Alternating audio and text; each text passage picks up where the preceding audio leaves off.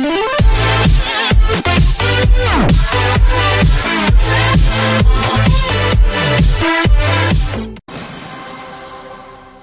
tonight, just 6 days before America votes, another bombshell drops on Hillary Clinton's campaign. This one involving serious details of the FBI's investigation into the Clinton Foundation and talk of a possible indictment.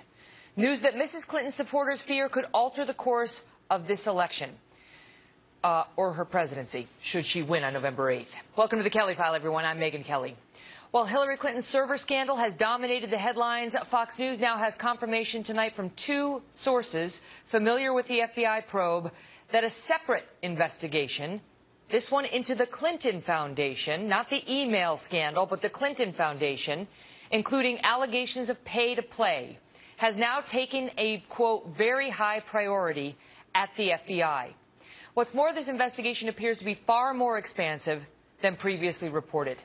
Sources also telling Fox News' own Bret Baier that these two investigations will continue no matter the outcome of the election next week, and Bret reporting that these agents are likely to continue to try to push to get an indictment. That's the language he is using. In moments, we'll be joined by former New York City Mayor and Trump surrogate Rudy Giuliani, as well as New York City Council Speaker and Hillary Clinton supporter Melissa Mark-Viverito. But we begin tonight with our chief intelligence correspondent, Catherine Herridge, reporting from Washington, who has been saying for months now that there is a separate FBI investigation into the Clinton Foundation, which others were loath to report and which was denied to you repeatedly, but you had it. And sure enough, tonight, we're hearing some stunning details about it, Catherine. Well, thank you, Megyn. There is new evidence tonight that the FBI's investigation of the Clinton Foundation is not dead, with two sources close to the FBI telling Fox's Bret Baier late today that new records from WikiLeaks and other emails are strengthening their case. The sources who would not speak on the record said evidence of pay-to-play will lead to more witness interviews. FBI agents are quietly working the Clinton Foundation case in D.C. and New York City. And multiple sources say the Justice Department has been tapping the brakes by blocking access to a grand jury. As part of its ongoing investigation, Fox News was first to report in January that the FBI email probe had expanded to look at whether the intersection of Clinton Foundation work and State Department business under Secretary Clinton may have violated public corruption laws. While State Department emails and WikiLeaks now show evidence of coordination, in January, Hillary Clinton tried to dismiss the reporting as rumor. Is that story true? Absolutely not. It's an unsourced, irresponsible, claim that has no basis, and it is something that really is without merit and should not have any influence whatsoever in this nominating process. Three sources tell Fox News tonight that computers belonging to Clinton's personal attorney, Cheryl Mills, there on the left, and aide Heather Samuelson were not destroyed as part of an immunity deal with the Justice Department. Both lawyers are key to the case because they decided which Clinton emails were government work, deleting the rest. Those computers, we're told, are in evidence and still available to Foundation investigators. And while the review of Anthony Weiner's computer is not complete, Fox News is told that there does appear to be a lot of new stuff and a strong belief among agents that classified material is in play, Megyn. Wow. Catherine, thank you. You're welcome. Joining us now with more, former New York City Mayor Rudy Giuliani. He's a Trump surrogate and former federal prosecutor. Mr. Mayor, good to see you. This is... Good to see you. I mean, this is a separate thing now. I mean, we've been focused on the email investigation, which Director Comey just reopened.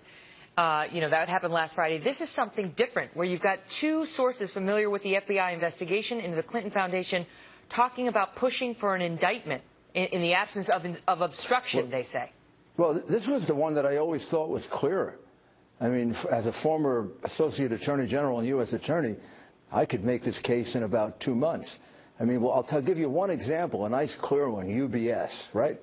UBS gives the Clintons $660,000 for the foundation, $30 million loan, and a $1.5 million speaking fee for Bill Clinton. And Hillary Clinton travels from Washington, D.C. to Geneva to meet with the IRS, to ask the IRS to go easy on UBS in the turnover of identities that the IRS wanted of American taxpayers who were evading taxes. IRS ends up with only 4,000 of the 56,000 identities they were attempting to get. To me, I can make a bribery case out of that.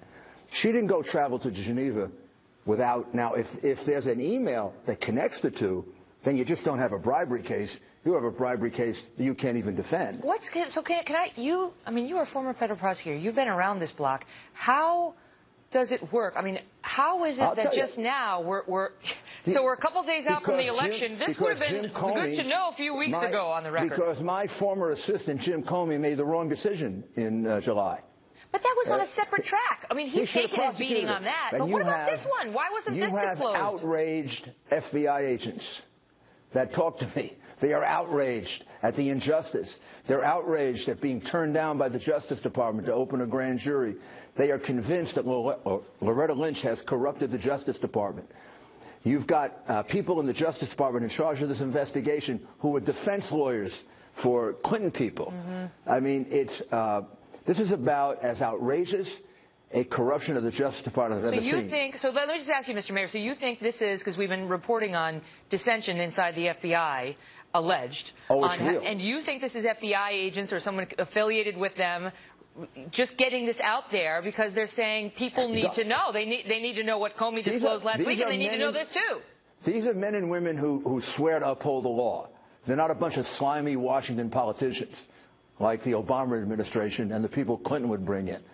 And the reality is they are outraged at what they have seen. Mrs. Clinton has violated easily 20 or 30 federal laws. I could outline them for you. I could show you how I could prosecute them and convict her. Everybody around her has taken the Fifth Amendment, taken immunity.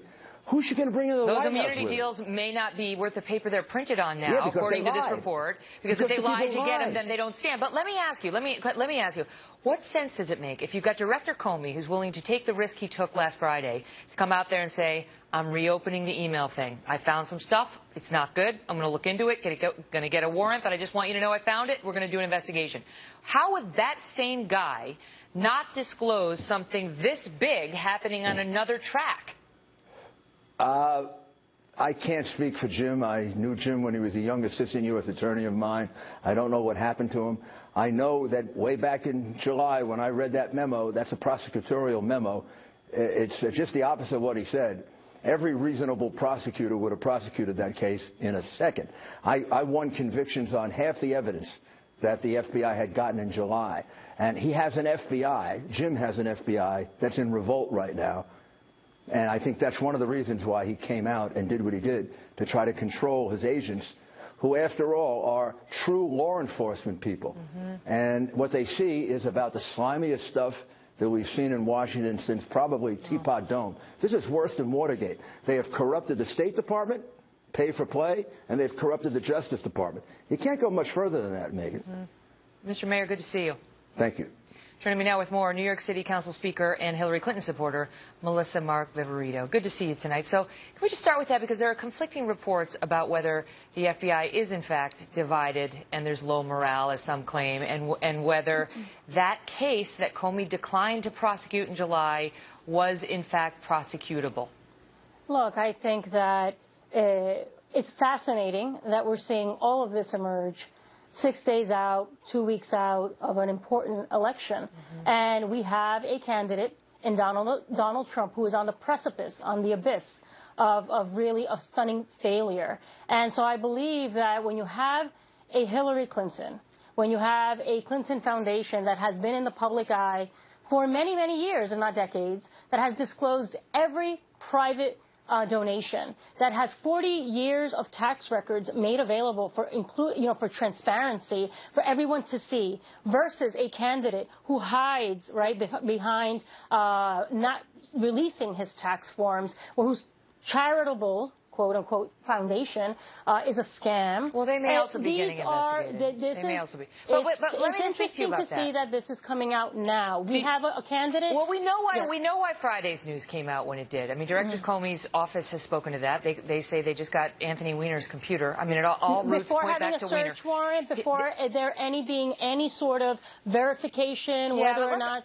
Let's not condemn Director Comey's motives, because Megyn, on both the Republican all the Democrats and the Democratic defended side, him as the second coming back in July when he declined to prosecute. Now they don't like him. But this is about the other piece of the investigation, which is in the Clinton Foundation. And if these two sources familiar with the FBI investigation, who have now spoken with Fox News, are right, this is a, quote, very high priority within the FBI. There is a, quote, avalanche of new information coming in every day on this investigation, that these two women may have lost their immunity now, that their devices are being exploited at this moment, and that this investigation is much, much more extensive than previously reported. They're accusations, and I don't believe they have foundation or merit. And it is, again, interesting that 6 days out of this most important election cycle that this is coming out. When this conversation about the Clinton Foundation has been in the public eye for years at this point in this campaign. So I cast a lot of doubt on this. Again, we have the most capable candidate in Hillary Clinton, who has 40 years of tax records online, where every donation to the Clinton Foundation, independent watchdog groups have talked about the good work. Yeah, and but we've learned some things through WikiLeaks. Just in recent weeks. We will never verify the information on WikiLeaks. I know, Russia, they're fake, I know. But nothing has been specifically disputed. Well, none, not one. You've also indicated, you just alluded to, we have an investigation into Trump and some of his, the high-ranking members of his campaign and their links to possible Russia and any sort of communication. That was not disclosed. So it's incredibly interesting. That's his old guy, Paul Manafort, who's no longer with him. It's incredibly interesting that all of the information that is being leaked on the side of the FBI happens to be about Clinton and nothing about Trump. Well, that will cast a little bit of doubt and concern. But that doesn't mean the investigation's not underway. Perhaps the leaking is inappropriate, but and that there's doesn't an investigation underway for the Trump campaign as well. You understand as well as I do that the American people, they don't want to elect somebody who might get indicted. And she's got now 2 tracks against her, the email investigation and the Clinton Foundation. And Trump is being investigated on multiple tracks as well. His Trump school, his foundation. So there may be an indictment on his end as well. So this is not, but again, I believe that the information that has been leaked on Clinton is going to be found to be unfounded. She is the most highly qualified and the most transparent candidate that we have. Transparent? Yes. When you have I got to leave it at that. I don't have time to take that one on, but it's great to see you. Thank you for being here. Well, President Obama today joined a growing list of top Democrats attacking FBI Director Jim Comey. And in moments, we'll speak with one of Director Comey's top advisors. This is a longtime friend of his, about what we should expect from the director next. What is Director Comey thinking? This man knows, and he'll tell us. Plus, we have new reports that the top official at Justice was sharing was sharing inside information with the Clinton campaign during the email investigation from his private email account. Former DOJ attorney J. Christian Adams is here on that. And then 2 dramatic state polls dropping in just the last few hours. We'll show you why Team Trump is thrilled about what they say. Wait until you hear what's happening when we come right back. Next Tuesday, we will have one last glorious surprise for the pundits, the politicians, and the special interests when we win and return the power back to the people. It's going to happen. It's going to happen. The Kelly File. Democrats now slamming FBI Director James Comey is growing yet again, and they are not holding back. Senate Minority Leader Harry Reid, the same man who called Director Comey a, quote, fair, impartial director back in July, actually wrote the director a letter this week suggesting, quote, through your partisan actions, you may have broken the law. New York Senator Chuck Schumer, who once called Director Comey a, quote, towering figure at justice, is now telling Bloomberg, quote, I do not have confidence in him any longer, and suggesting the director's decision last Friday was, quote, appalling. On top of that, earlier this afternoon, both the former House Speaker and arguably President Obama himself joined the chorus of critics now going after Director Comey. Maybe he's not in the right job. I think that we have to just get through this election and just see what the casualties are along the way. We don't operate on innuendo. We don't operate on incomplete information. We don't operate on leaks. Joining me now, Columbia Law professor Daniel Richman. He's also a policy advisor to FBI Director James Comey. Great to see you, Professor. Thank you for being here. Thank you. It's good to be here. So you know Comey, you've known him for a long time. You used to practice law together. Yes. Okay. And you say he's a straight shooter, and you're a friend of his and an advisor of sorts. What do you make of the piling on now? Nancy Pelosi in particular, like, maybe he can't do the job. Maybe it's time for a change. What people seem to forget is that whatever he did would have political ramifications. Either you stay silent and don't correct what people seem to think, which was that an investigation was complete, and you let that thought go to people as they, let's say, vote, or maybe, let's say, as they move into running the government next year. Or you speak, and you speak as little as possible. I don't think he's unaware of the fact that there's an election going on. I don't think he's trying to influence the election, but either silence or speaking is going to implicate the election, and he's aware of that and did what he felt he had to do. Is this hard on him? Do you think, he's a human being. He seems like a real sort of Joe Friday kind of, law enforcement official, but is this hard on him to have this much pile on, including today from the president? We don't deal in innuendo. We don't deal in leaks.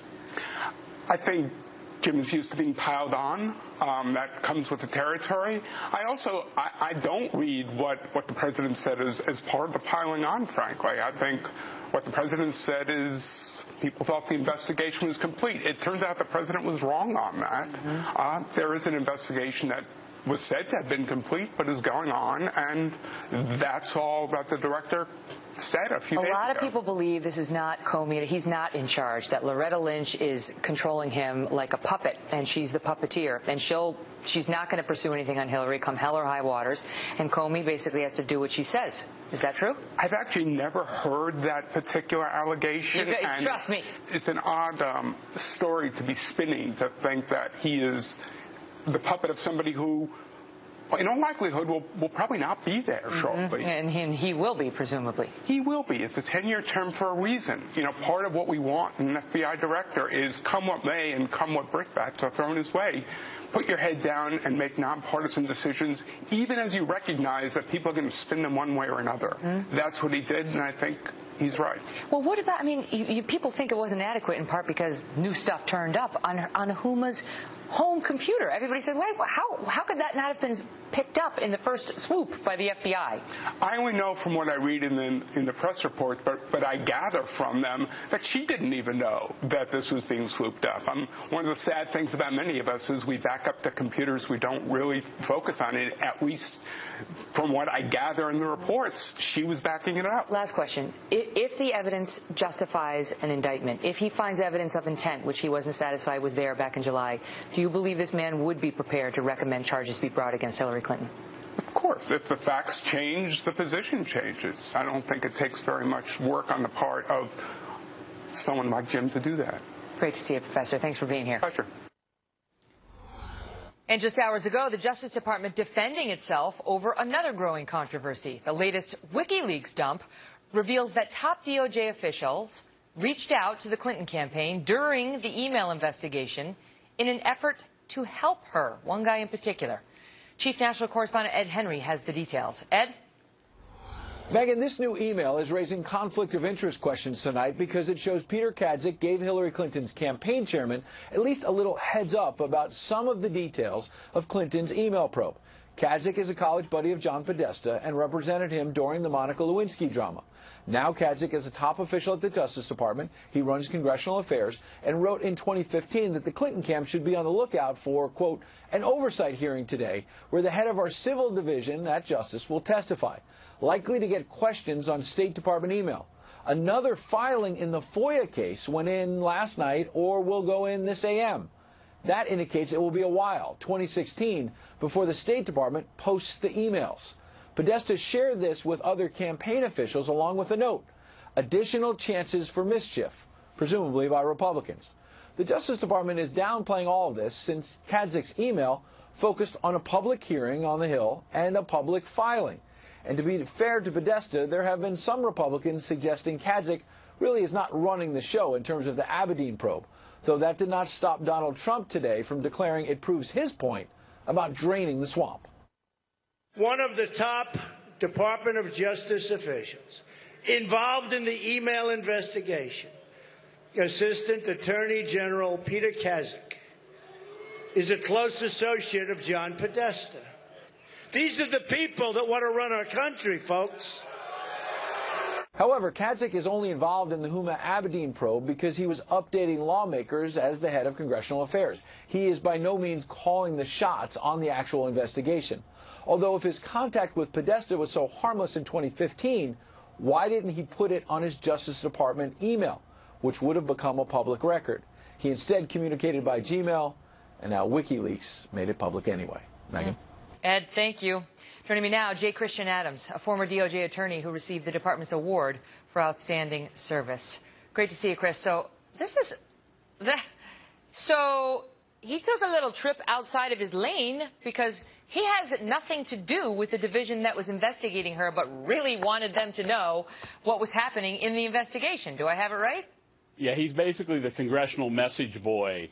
And instead, what he was doing was tipping off the campaign that a pleading was about to be filed. A pleading, Megyn, that's confidential information. When a Justice Department lawyer tells a third party that we're about to file a pleading, they're breaking the rules. That's unethical. If I did that when I was back at the voting section, alert the Trump campaign we're about to do something, I would have lost my job. But they say the hearing is public information, the briefing dates are public information, so how bad was this? Well, the briefing dates weren't public. What they fail to realize is in the email, he doesn't even think the pleading was necessarily filed yet. That's important. He said this is maybe filed in the morning. So he was tipping off Podesta that an important document was going to be filed that basically gave the Hillary campaign the script on what state was going to do with all of these emails. So it was, the advantage to Hillary in knowing 12 hours before, what, was there one? Oh, of course. 12 hours is an eternity in the Clinton response machine. If you look at the subsequent emails, Megyn, they're going back and forth on how to spin this. They're immediately going to work, whereas the Republicans up on the Hill didn't even know what was coming. So it gives an advantage when you get 12 hours to deal with something this explosive. What's amazing is, and you can always tell how people feel when you see their response. So Justice was, of course, asked about this. Like, hey, why is this dude giving a heads up, this Kazik, why is he giving a heads up about anything to the Clinton campaign? He doesn't work. He works for us. He doesn't work for Hillary Clinton or for her campaign. So what's he doing? And Justice said, well, he sent that email in his personal capacity, not in work hours. That's a quote. That's DOJ on the record today, Chris. And then went on to say, it is not department practice to provide any strategic guidance to any campaign. And then when asked whether his behavior was acceptable to Justice, they did not answer. They made a mistake. They should have said he's the Assistant Attorney General. He has the ability to waive privileges, to waive confidences. Instead, they made it worse for themselves by saying it was on his private Gmail. That violates federal records laws. Those are Justice Department emails on a Gmail account. So they doubled down and they made it worse with that excuse. You know what the thing about this is? Not only do we see these and have questions now about what was going on between these individuals, but how many times is this happening out there that weren't captured by WikiLeaks? These people emailed somebody other than Podesta, who's the one who got hacked, and so we don't know about it.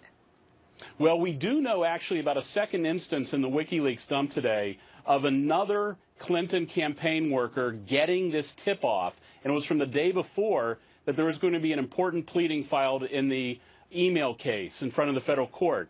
So it's coming from two different directions, which doesn't surprise me because these guys are like Democrat operatives on the taxpayer dime. They work for the woman who would ultimately decide whether to bring charges. That's who those two were technically employed by. And their boss has to decide whether to bring charges, and they're tipping off the Clinton campaign as to key dates and strategic maneuvers in the case that did become public, but as you point out, do not appear to have been public at the time they were disclosed. J. Christian Adams, always a pleasure. Thanks, Megyn.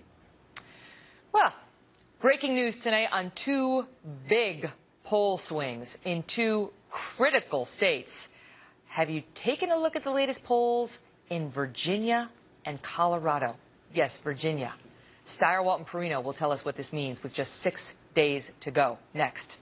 Plus, new warnings tonight about possible trouble at polling places come Election Day. We'll show you what they're worried about. Don't go away. You have to vote. We have to get out there. We don't want to blow it, that I can tell you, because we have worked very hard, all of us, you, me, everybody, and it's very historic what's happening.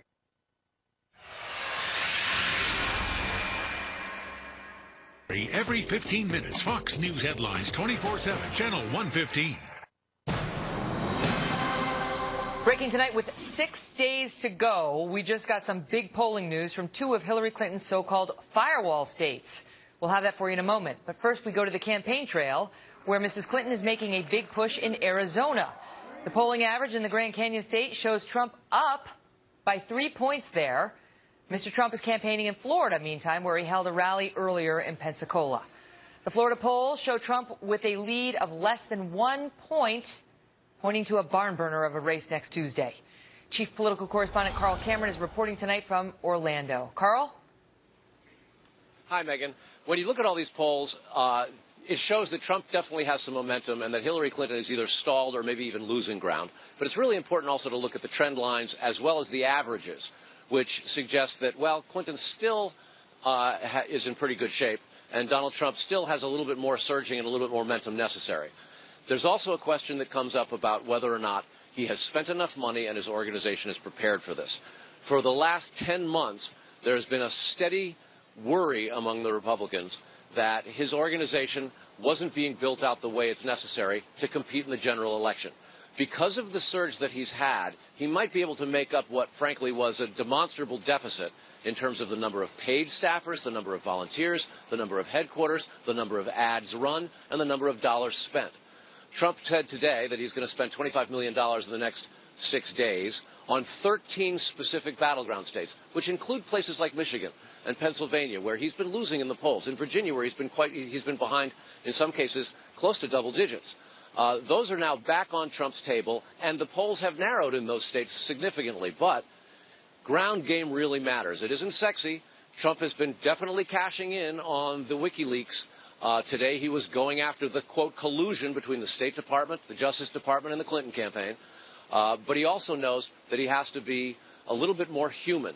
And tonight he suggested, as he walked out on stage, he said, calm down, Donald. Said it aloud, be cool, Donald. Which is something that we have never seen from Donald Trump, who always sort of prides himself on being almost bulletproof and constantly sort of emitting this strength. He's tired. It's the sprint, and they're excited on the Trump campaign because things seem to be going their way. It's still going to be very close. Megyn?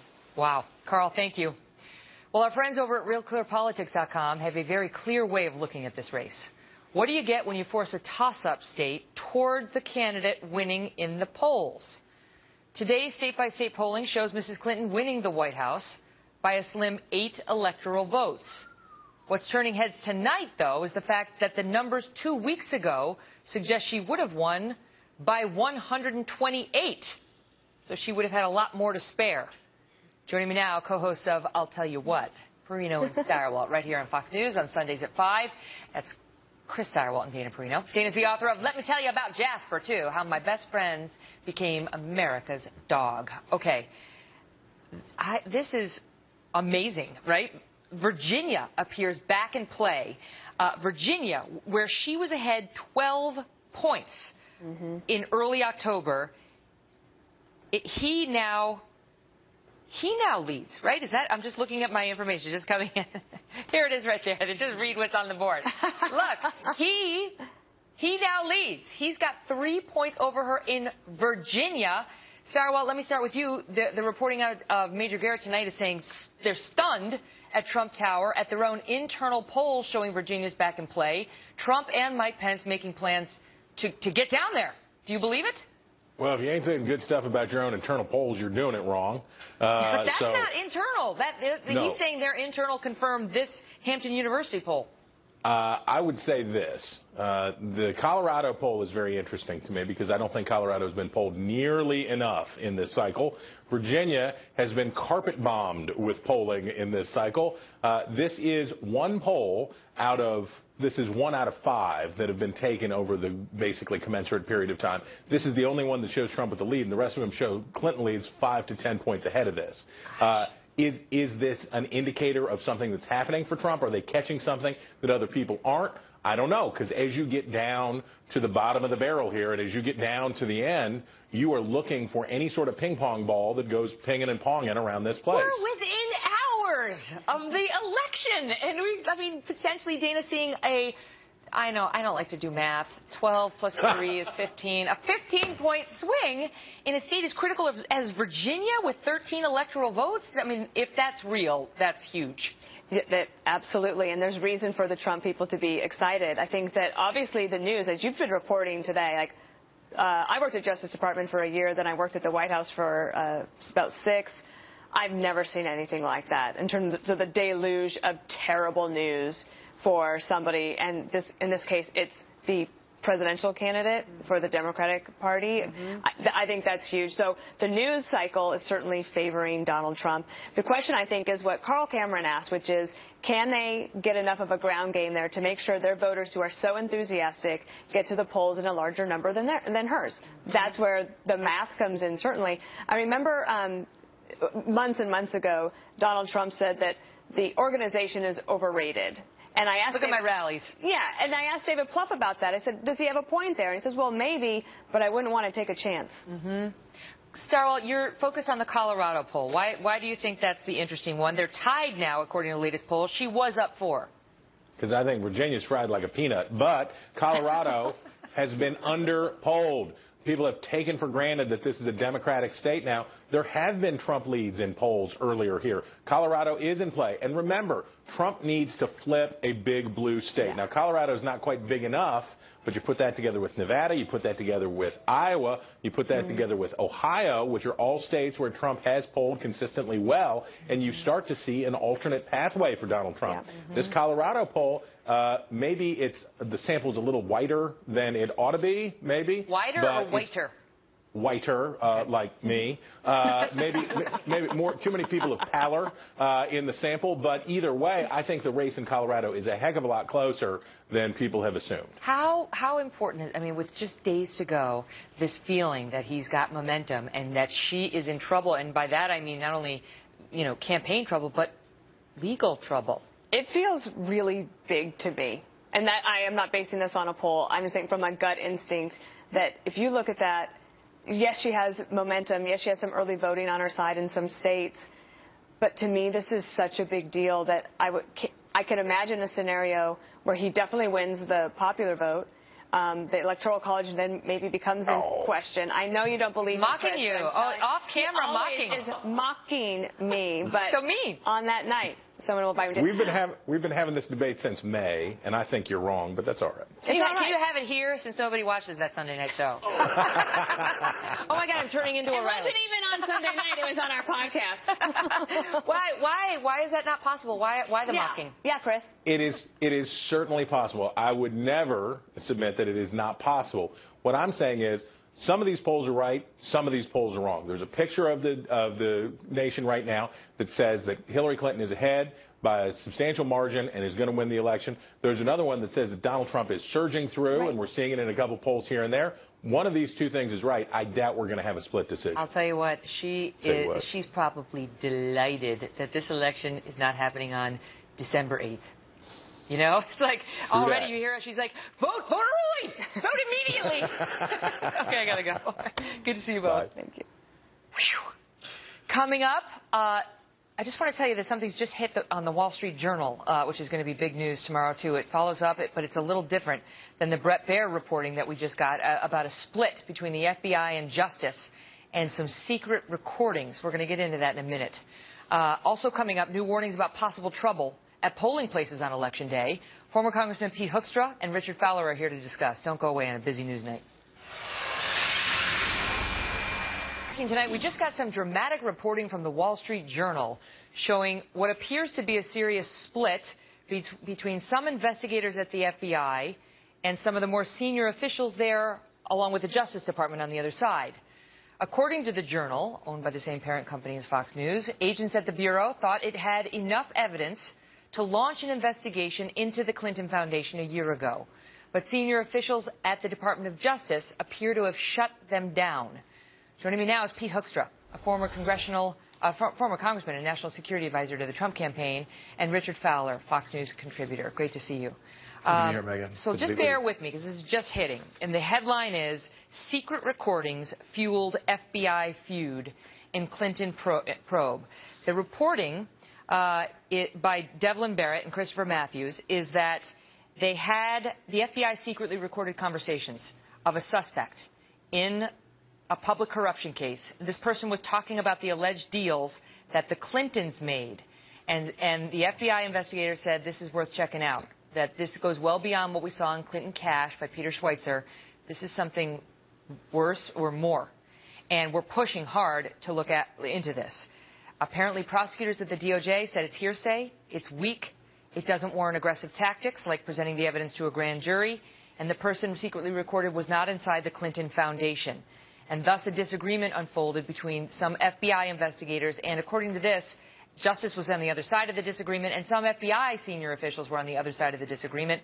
But it appears that Mr. McCabe of the FBI, this is the same guy, I think, whose wife ran for the state senate in Virginia, right, who got the big donation from Terry McAuliffe, friend of the Clintons and governor there, he was apparently defending his agents, saying, objecting, saying, you're telling me I need to shut down a validly predicated investigation? And Justice said, no, you don't need to. So that's something that perhaps rehabilitates Mr. McCabe in the eyes of some of his critics who thought he was too Team Clinton. I know it's confusing, but the bottom line for the viewers appears to be that some FBI agents really felt this thing was worth pursuing. And on top of the news we got tonight, Congressman, about some agents saying they believe there might be enough to indict, your reaction? This is not at all surprising, Megyn. I mean, for the last number of months, and maybe now it goes back a year, and this may have been where this all started from, is that FBI agents, they are committed to doing the right thing. They see evidence, or at least an indication that there might have been some wrongdoing. They start pursuing it, and then they start asking to have the tools, give us the opportunity to get warrants, subpoenas, and present evidence to a grand jury, and they are shut down.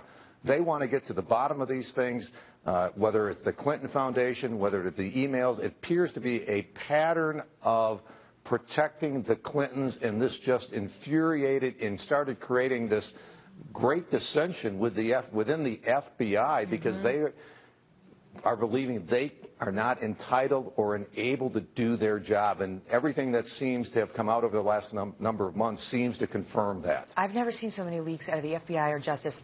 This is big. We're going to continue on the other side of the break and get Richard's reaction. Don't go away. And Richard, what the Journal is saying is that the officials at Justice sent a message to all offices to stand down on the investigation into the Clinton alleged corruption, and the FBI agents were ticked off about it and didn't appreciate that because they thought there was something there. Go ahead. Well, here's the thing. I think this comes down to two words: prosecutorial discretion. It is the job of the prosecutors to determine what will make it to a grand jury and what will make it to court. Based on what we saw, mind you, I wasn't in the room, neither were you. You're a lawyer, counselor. And we just don't know what was in this evidence as to why they didn't think it would make it to trial or why they said this investigation should stop. But with that being said, I got to tell you, this is a leak-a-palooza between the DOJ and the FBI. I think they're racing to see who's going to leak first. They never leak. This is unprecedented in an election with just 6 days left for all this leaking to take place. What about that, Congressman? You know, Megyn, you've been on the Hill for a long time. What about the leak-a-palooza? Yeah, I think what you're seeing, Megyn, is there's total lack of confidence in Loretta Lynch, Peter Kadzik. You saw those emails come out today. What these FBI agents, and I think what America's screaming out for, this now requires a special prosecutor to go into there and have an independent view. Richard, special prosecutor? No.